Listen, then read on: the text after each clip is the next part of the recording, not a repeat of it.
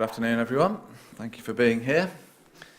And I'd first like to start off by saying how educational, really, it's been looking up this simple phrase. And in the context of other Bible sayings, there's a real wealth, I think, of just on a literary level. There's a real wealth to our Bible in front of us. I had a quick look at some other, I've not looked at the rest of the programme that you've got coming up, but certain Bible sayings such as to bite the dust, can a leopard change his spots, to go the extra mile, or the writings on the wall. And there are many, many others which have come into our English language, haven't they, today, that we understand, and they've got a real resonance. And I think on one level we shouldn't underestimate, or we should value the fact that this book, even on a literary level, has a wealth of lovely sayings and phrases. And of course it's much deeper than that. But I think we should appreciate that, that it is a work of literary genius. So we're looking this afternoon at pride goes before a fall. And this is the approach I'd like to take. We want to have a look at where do we find this phrase in the Bible? Does anyone know off the top of their head which book of the Bible, apart from the person who put the plan together? Any ideas? Proverbs, right. Good. So we're going to learn something, apart from Dave, who knows it already. No, only joking. We want to look at where it is, and more importantly, the context of where it's found, because that's going to hopefully help us explain what it's getting at. And then we're going to have a look at two examples of this phrase in action in the lives of two men in the Bible. Maybe you could be thinking about who those two men might be. You might have someone in mind for that. Then we'll think about the teaching of Jesus, and then most importantly, why is this relevant? Why are we actually talking about this phrase at all? And it is relevant for you and for me. Now, we're only going to look at 4 or 5 Bible passages, so if you can turn them up with me, that would be helpful. So then, first of all, where is this phrase found? Well done, Dave. Proverbs chapter 16. So if you could come there, please, first of all. And really, it's not a direct quote. It's almost a combination of one verse put together here. Proverbs, after Psalms, we've got Proverbs chapter 16. And we'll think about who wrote these as well in a minute.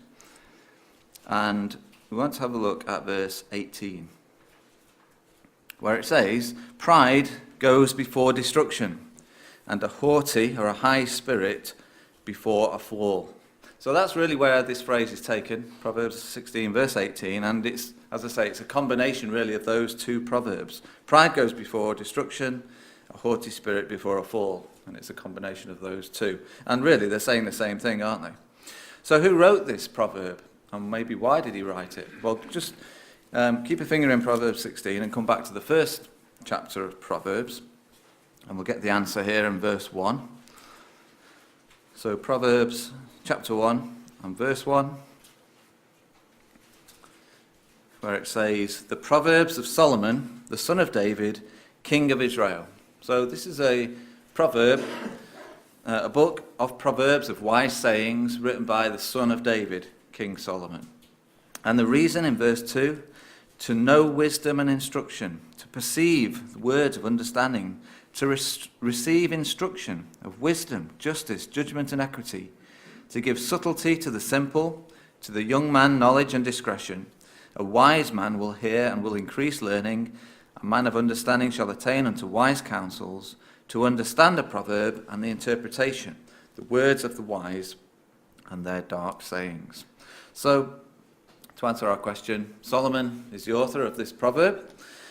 Pride goes before a fall. And the reason he wrote these proverbs were to give us, the reader, instruction and wisdom, to give us understanding.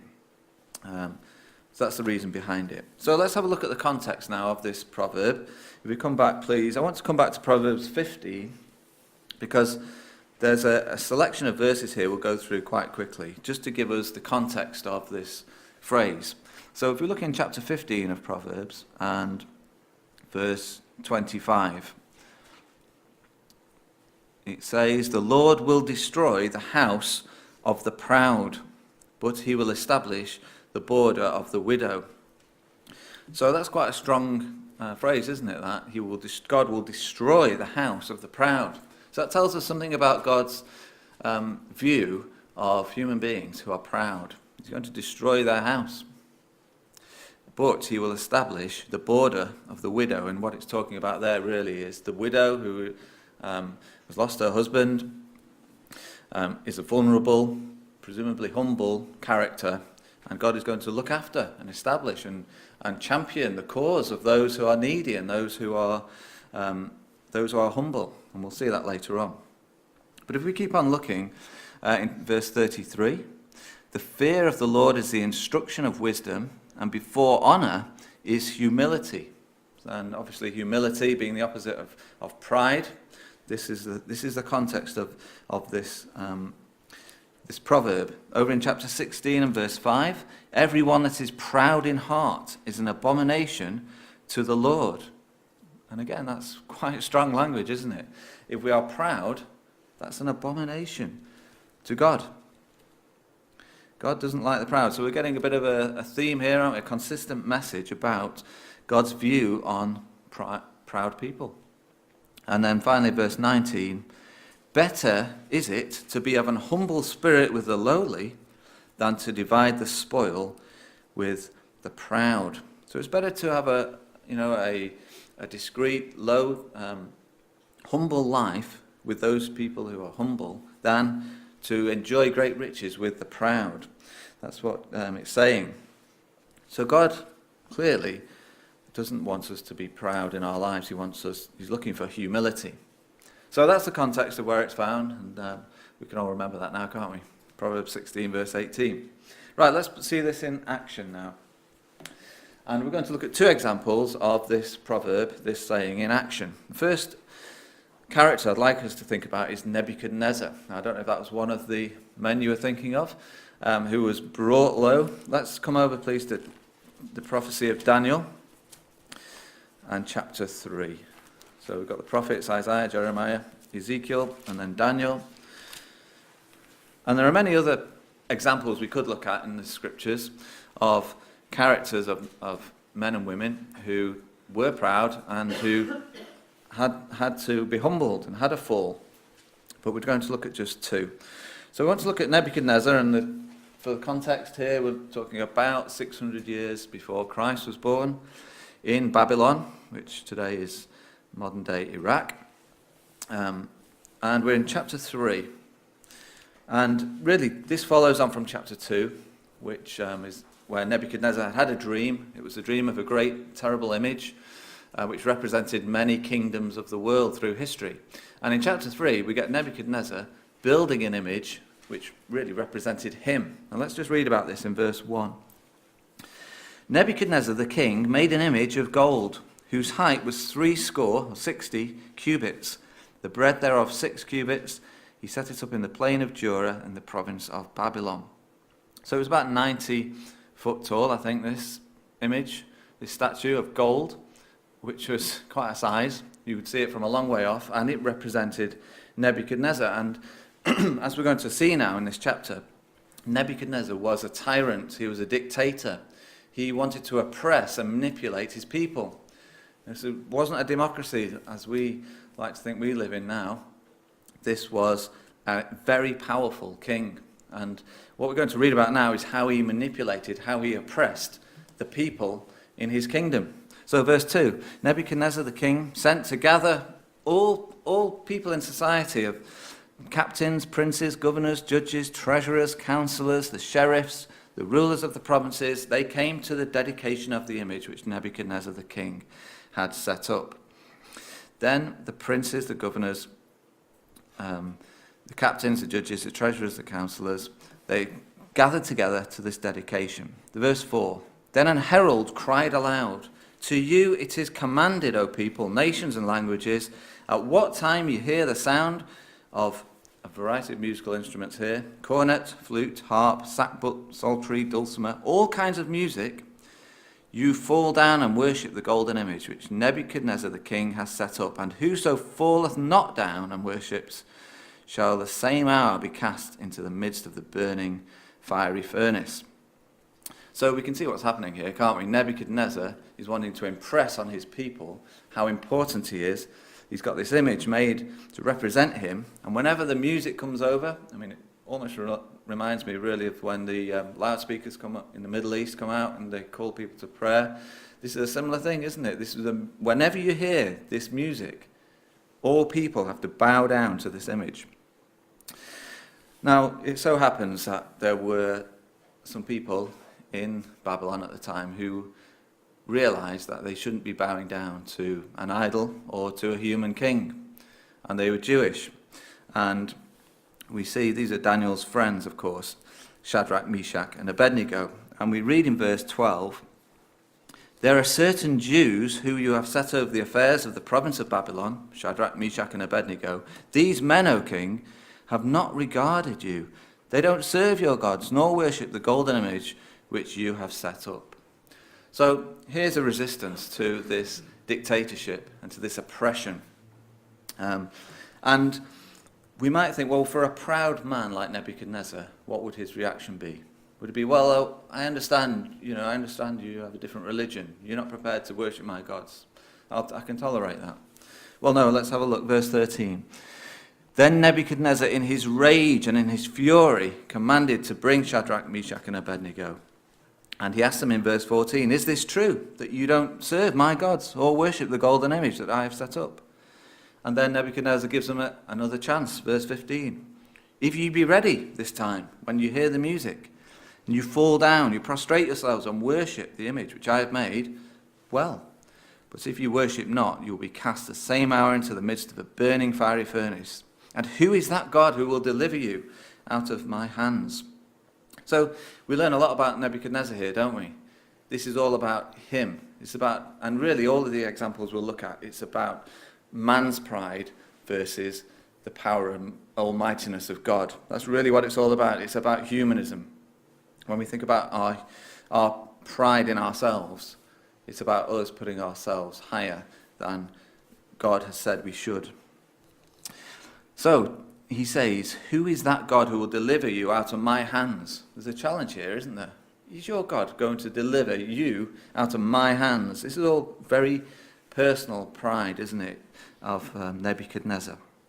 And what these three men say now is quite amazing. In verse 16, Shadrach, Meshach, and Abednego answered and said to the king, "O Nebuchadnezzar, we are not careful, we're not worried to answer you in this matter. If it be so, our God whom we serve is able to deliver us from the burning fiery furnace, and he will deliver us out of thine hand, O king."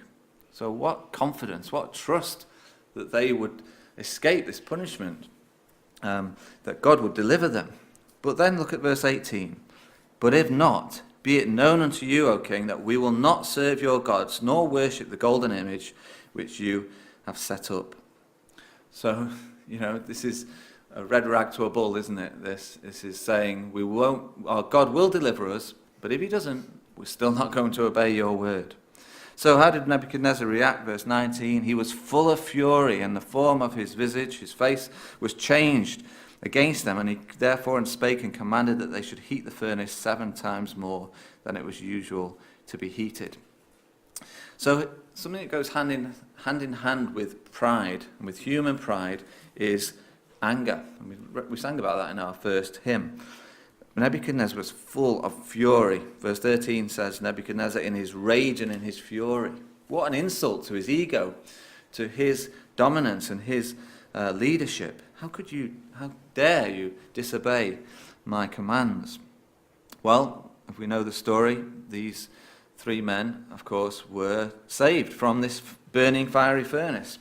Verse 23, "These 3 men, Shadrach, Meshach, and Abednego, fell down bound into the midst of the fiery furnace.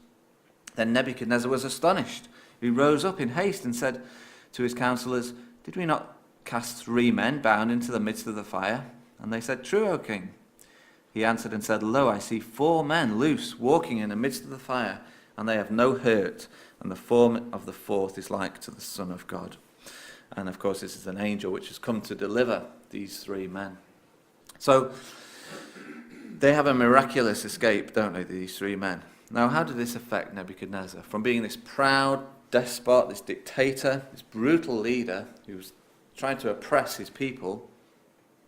Look at what he says in verse 28. Nebuchadnezzar spake and said, Blessed be the God of Shadrach, Meshach, and Abednego, who has sent his angel and delivered his servants that trusted in him, and have changed the king's word, and yielded their bodies, that they might not serve nor worship any god, including my own, except their own God.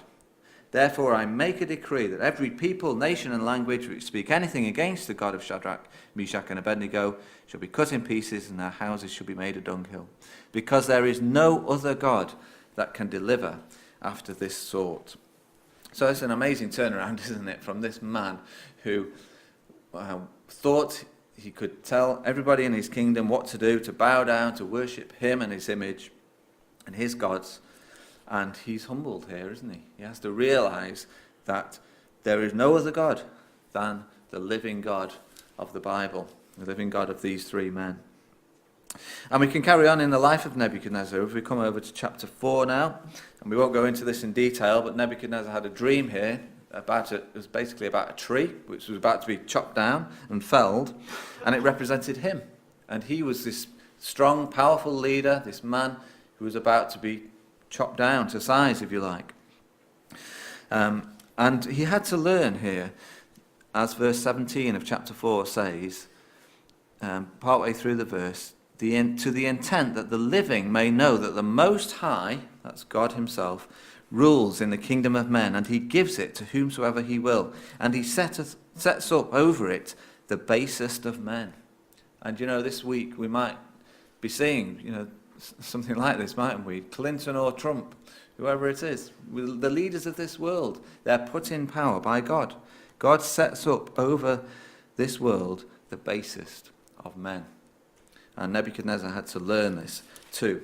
Just want to pick up verse 30. If we can have a look at Daniel 4 and verse 30. Look at Nebuchadnezzar's attitude here.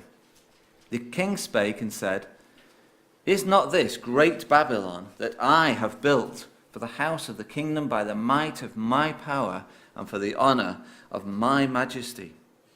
So this is what a proud man speaks like. It's all about me. It's all about me. I built it. I built Babylon. The might of my power, the honor of my majesty. Well, God had plans for Nebuchadnezzar. Verse 31, While the word was in the king's mouth, there fell a voice from heaven, saying, O King Nebuchadnezzar, to you it is spoken, the kingdom is departed from thee, and they shall drive you from men. Your dwelling will be with the beasts of the field, and you will eat grass like an ox. So Nebuchadnezzar was going to be humbled. He was going to fall. This proud king, this proud man. And in verse 37, we have the end result. And this is typical of Nebuchadnezzar. He goes from 1 minute from being up here, and the next minute he's completely humbled.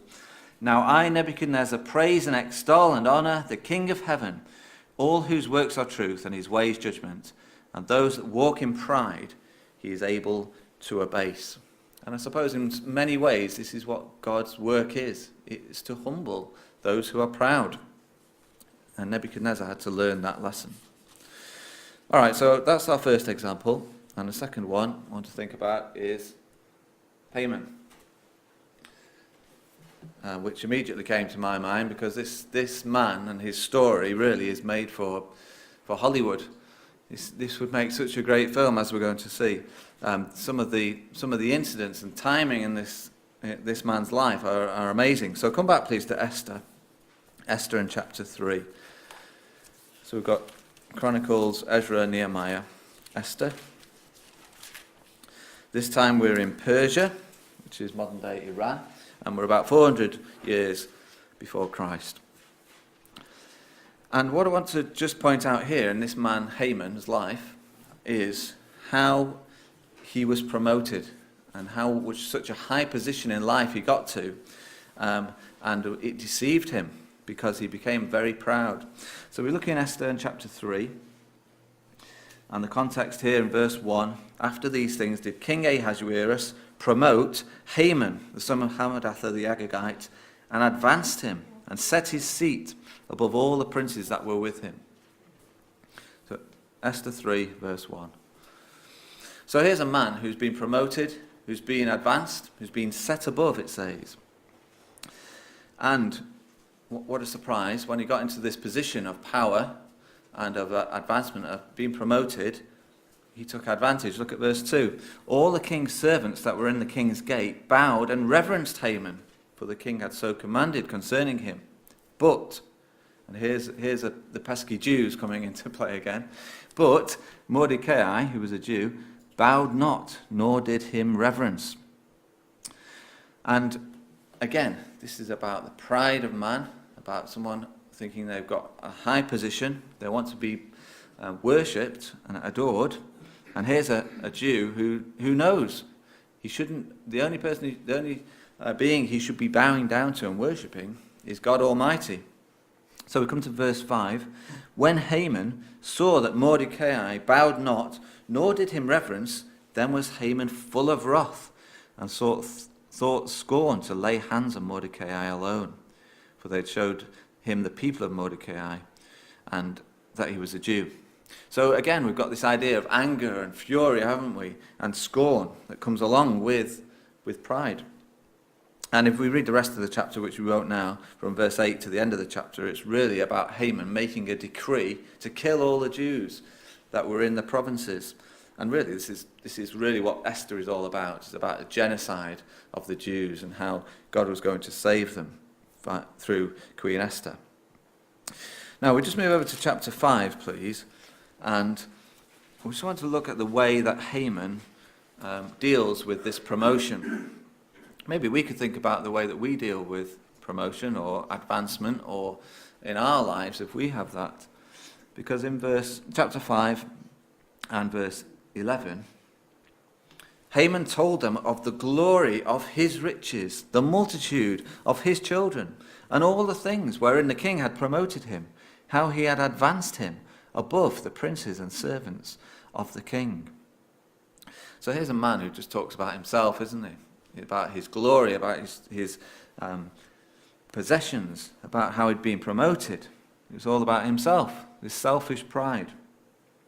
And yet, in verse 13, all this avails me nothing as long as I see Mordecai the Jew, sitting at the king's gate. So in other words, I've got all of these riches, all of this promotion, but as long as I see this man, Mordecai, not bowing down to me, it means nothing. So this is how selfish and proud he was. And look what he does in verse 14. Zeresh, his wife, said, and his friends said to him, let a gallows be made, 50 cubits high, and tomorrow speak to the king that Mordecai may be hanged thereon and go into the banquet. And the thing pleased Haman. He caused the gallows to be made. So here's a man who's prepared to hang somebody who doesn't respect him, who is proud. Now we come to chapter 6, and this is the wonderful thing about this book. The tables turn, because God in his providence, it's a wonderful part of Scripture really, is that Mordecai, this man who refused to bow down to him, of course, was a humble person. And in fact, he'd saved the king's life many years back. So verse 1 of chapter 6. That night the king could not sleep, and he commanded to bring the book of the records and of the chronicles, to get the archives out, and they were read before the king. And it was found written that Mordecai had told of Bigthana and Teresh, two of the king's chamberlains, the keepers of the door, who sought to lay hand on the king, Ahasuerus. So in other words, Mordecai had found out two people wanted to plot to kill the king, and he'd stopped it. He saved the king's life. And what does the king say in verse 3? What honor and dignity has been done to Mordecai for this? And the king's servant said to him, there is nothing done for him. And here's a quiet, unassuming man who has saved the king's life and has not been rewarded for it. And the king wants to give him a reward. Verse 4, who is in the court? Now Haman was come to the outward court to speak to the king to hang Mordecai on the gallows that he had prepared for him. We can just see this happening, can't we, in film? We can just see the scene set that Haman comes into the court. And the king's servants in verse 5 said to him, behold, Haman standeth in the court. The king said, let him come in. So Haman came in. And the king said unto him, wanting to reward this person who had saved his life, what shall be done unto the man whom the king delights to honor? Now, Haman thought in his heart, to whom would the king delight to do honor more than to myself? Now, if that isn't somebody who is proud and who is deceitful, who knows that he deserves everything because of his position, I don't know what is. And Haman answers the king, verse 7, for the man whom the king delights to honor. Then he reels off this whole list, doesn't he? He's thinking, this is me. What would I like? Well, verse 8, the royal apparel, bring the king's clothes, which the king used to wear, the horse that the king rides upon, the crown which is set upon his head. Let this be delivered, verse 9, into the hand of one of the king's most noble princes, that they may array the man withal, whom the king delights to honor, and bring him on horseback through the streets of the city, and proclaim before him, thus shall it be done to the man whom the king delights to honor. So here's Haman thinking, what would I like? I'd like the royal clothes, I'd like the crown, I'd like the king's horse, I'd like to be paraded in front of everyone. Look at what happens to the person who the king delights in. And he's got it all worked out, hasn't he? This is pride. This is what he wants for himself. And then, absolute killer line, this, isn't it? In verse 10. Then the king said to Haman, make haste, take the apparel and the horse, as you have said, and do even so to Mordecai the Jew that sits in the king's gate. Let nothing fail of all that you have spoken. And it's just an incredible line, that, isn't it, in our scriptures, that the king says, all of these wonderful things that you desired, do them to somebody else. And of course, Haman can't handle this now, can he? And the bottom line is in chapter 7 and verse 10, when Haman has been found out really what he's like and what his character is like. So they hanged Haman on the gallows that he had prepared for Mordecai. Then was the king's wrath pacified. So it just seemed to me a really good example of someone who was proud, who had been promoted, who thought life owed him everything. And he was brought crashing down, wasn't he? By the king wanting to reward somebody who was humble, somebody who was unassuming. So those are our two examples, and we want to now go on just finally to the teaching of Jesus. So come over please to Matthew 23.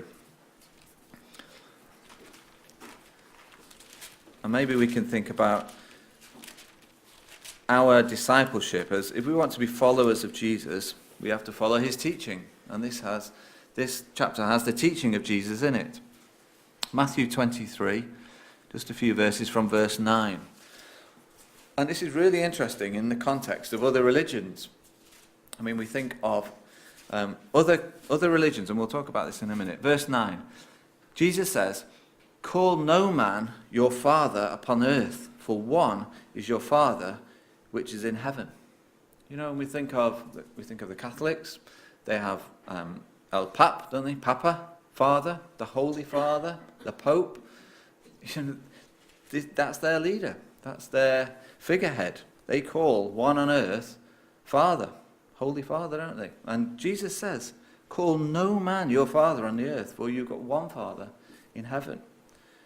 So that's quite a serious thing to understand, isn't it? Jesus says, your Father is your Father in heaven. Verse 10, neither be ye called masters, for one is your master, even Christ. And then here's his teaching about what our attitude should be. He that is greatest among you shall be your servant. Whosoever will exalt himself will be abased, and he that shall humble himself shall be exalted. So Jesus is saying, if you want to be my disciples, my followers, you should be humble. You should be able to serve. You should be obedient. It's about subservience. It's not about pride and human pride. And we should be servants, not masters. That's quite challenging words, aren't they, some of those? So let's come over then finally to Luke 12, please. And this is the parable that we read earlier of the rich fool. And I suppose in one sense it's really about complacency, this. There is pride in there, isn't there? There's pride in the fact that we can look after ourselves, we're self-reliant. And we won't read it again, but this man, in verse 16, he'd had a good year, hadn't he? He'd had a good crops. He had plenty of food in it. He had more than enough to store up for many years to come. And he says in verse 17, what shall I do with all these fruits? I'm going to build bigger barns. I think it's a bit of an American barn, so I might have to find a better image for that. But he says, I'm going to build bigger barns. I'm going to, and there's nothing really wrong in that, is there? He was thinking ahead for the future. But this is where he went wrong in verse 19. I will say to my soul, soul, you have much goods laid up for many years. Take thine ease, eat, drink, and be merry. And I suppose it's a complacency, it's a self-reliance. He had lost perspective that every breath he took was provided by God, that there's a greater power in this world than ourselves. And he thought, I'm going to just take it easy. I've planned my life's all sorted ahead of me. I will eat, drink, and be merry. But, verse 20, God said to him, thou fool, this night your soul will be required of you. And what will happen then to those things which you have provided? In other words, he was going to die that night in his sleep. And what good was all this planning and this self-reliance going to do for him? And I suppose he'd become a bit like Nebuchadnezzar or like Haman. He had learnt to rely on himself and not to rely on God. And the lesson is verse 21. So is he that lays up treasure for himself and is not rich toward God. So I'm going to finish now by bringing this round to us, and what relevance has this to me? Well, the Bible makes it very clear, as we've said, that God is in control. He rules in the kingdoms of men. It's not man in charge. And God desires humility, not pride. He wants us to be obedient, to serve. And there are examples throughout the whole of the scriptures for us to learn from. There's good examples and there's bad examples.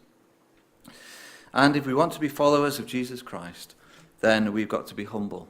We've got to serve. We've got to abase ourselves. We're not to be proud and arrogant. And just one final point I'd make is sometimes we might think in this life things are unfair, things are unjust. There are proud people out there who seem to be prospering and seem to be bucking the trend. This life seems unfair sometimes. I think of some. You might think of somebody like a rap star. There's so much arrogance and there's so much pride about those people, and you might think, well, that they're having a great time. They're rich. They're living the lifestyle. But in the long run, friends, the kingdom of God, there won't be people like that in God's kingdom. God wants us to be humble, to serve each other, not to be proud. There will be justice and righteousness in the kingdom. So I'm going to leave you with a thought now to take with us. Be humble or you will stumble. Thank you.